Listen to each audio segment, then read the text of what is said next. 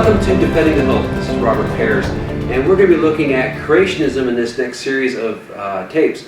And what I want to show you is how scientifically sound creationism is. And there's so many reasons that creationism is so important to the life of a believer. You know, Paul wrote, and I pray that you get this, in Romans chapter 1, verse 20, "For since the creation of his world, his invisible attributes, his external power and divine nature have been clearly seen, being understood through what has been made, so that they are without excuse." We are without excuse because the whole of creation testifies of our God. The whole of creation magnifies and makes him known. You know, in the beginning, we discovered that God said, "Let there be," and there was. God didn't simply just say, you know, "Let there be light," and suddenly, wow, that's what light looks like. God had a concept idea in his head, in his spirit, and when he spoke, he knew exactly what he wanted. And when we look at creation, and we look at everything around us, it's so complex. Evolution would try to make it so simple. Yet there are men and women that have spent their whole life studying small, tiny aspects of creation. If we look at a simple protozoa, very simple organism in pond water, something that, you know, here today, gone tomorrow, these tiny organisms, even those, are extremely complex. And we think about how God made all things so complex, with all these laws occurring and being followed, even in the tiniest insignificant organisms.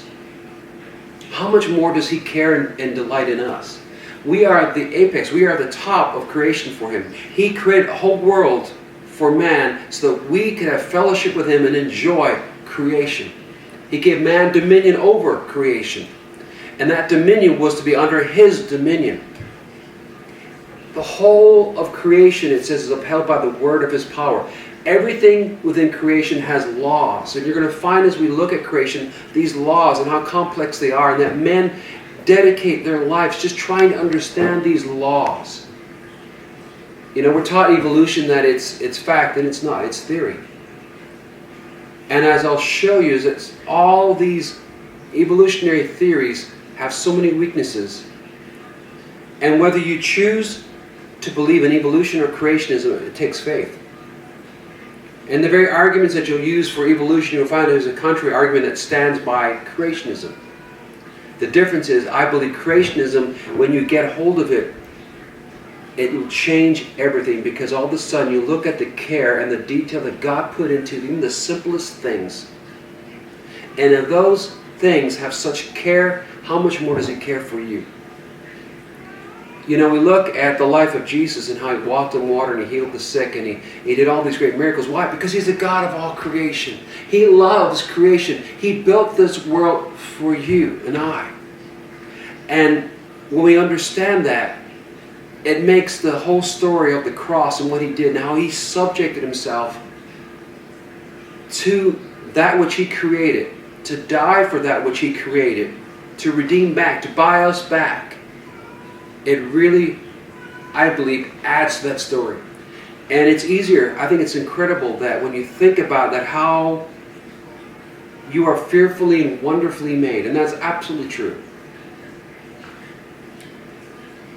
Then you look at the story of salvation and you find out how awesome our salvation is, how awesome what he did is. I want to look at various aspects of creationism and give you some solid standings why it is solid. First of all, I want to look at today is irreducible complexity. That, you know, we look at whether the universe, we look at an organism, there are so many laws, so much complexity, that all these laws, all these components had to be in place at the same time in order for life to exist. I wrote a booklet, and you can get a copy of the booklet, a simple booklet. And I try to go through some points. I try not to be heavy scientific. I'm not seeking to be heavily scientific, though I am a biochemist by background, and I was a high school biology teacher, and I actually have taught evolution for many years. But I'm not trying to be highly scientific. I can give you resources. You can go research it and get into the science if you really want to. I really want to give you food for thought. So if you believe in evolution, I'm going to give you food for thought to at least challenge you to consider. Because if you lay hold of that God is the creator, I believe it changes everything. You know, if you look at a simple mousetrap, if I had a mousetrap, it is comprised of simple components. Yet, if I take one of those components away, that mousetrap no longer works. How many components are there? 4 or 5? I mean, it's a very simple mechanism, yet very effective. Yet remove one component, and that mousetrap just becomes a place for food for the mouse. You and even the simplest organism. I remember when we were studying biology, we would always consider the simple cell. And there is no real simple cell. But it'd be an idealized simple cell so that we could try to comprehend and understand various processes that are so complex in the human cell. So you try to simplify it. Yet there is no simple cell. All of these complex processes need to be in place at the same time in order for life to exist. You know, as you get older, and one of the things I've discovered is how complex your body is and how many processes are interdependent. And your body has to keep certain chemicals, enzymes, hormones, all within a very tight balance, certain elements, all within a very tight balance. And your body is very effective in doing that. And if one of these gets out of a line, the consequences can be quite dramatic and even fatal. Well, think about that.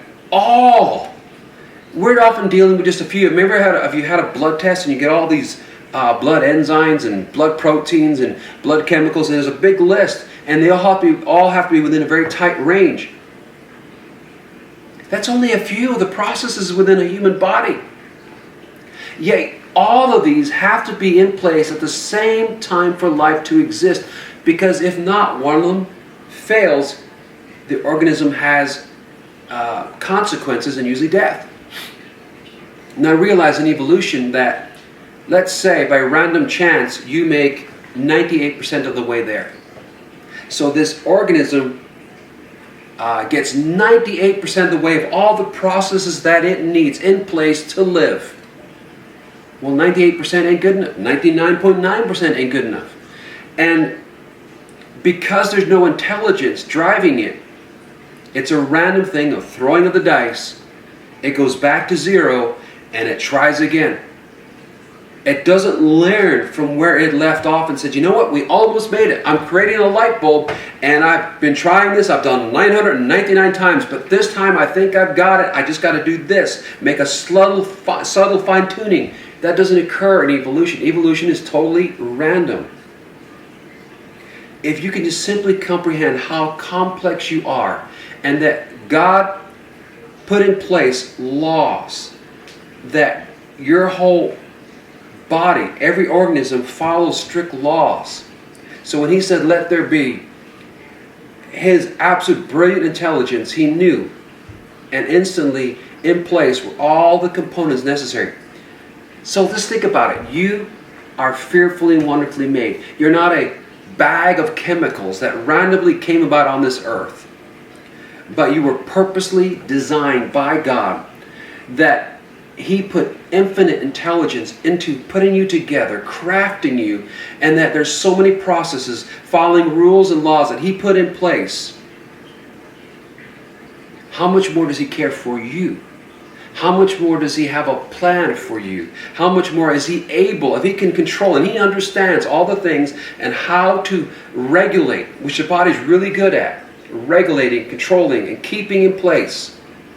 How much more can he take care of your life and ensure that no matter what happens, if you will follow him and listen to him, that he is able to do what he promised he would do. Creationism is a powerful statement. As you look around, and I will try to show you over the next several series, or several weeks, constantly testifies of our God. His absolute intelligence, his absolute wisdom and understanding of all things, and above all, how much he cares for you, and that when he went to the cross and died and paid a price for you, it was a complete price. Well, I pray this has blessed you and encouraged you, and I look forward to next time when we'll go into communication, which I believe is critical for life. Thank you, and be blessed.